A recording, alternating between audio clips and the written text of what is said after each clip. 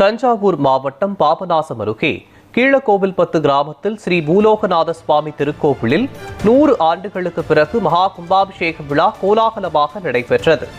இதுகுறித்த கூடுதல் தகவல்களை நமது செய்தியாளர் தீனதயாளன் வழங்க கேட்கலாம். தீனதயாளன், வணக்கம். தஞ்சாவூர் மாவட்டம் கீழப்பத்து கிராமத்தில் 100 ஆண்டுகள் பிறகு 1000 ஆண்டுகள் பழமையான கோவிலில் கும்பாபிஷேகம் நடைபெறுகிறது பற்றி விவரங்கள் என்ன, சொல்லுங்க.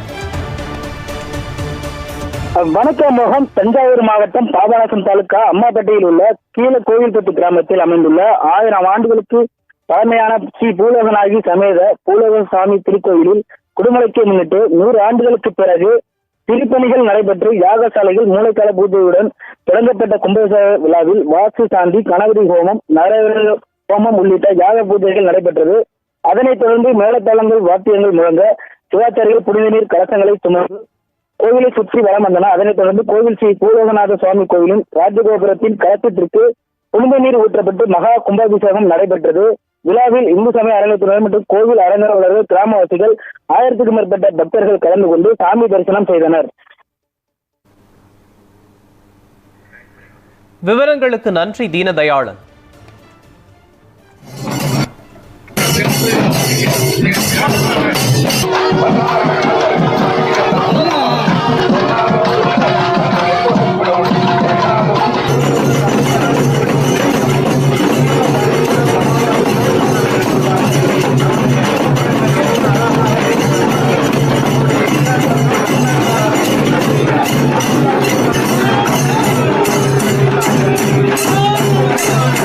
உள்ள போகாதீங்க, தயவு செய்து உள்ள போகாதீங்க.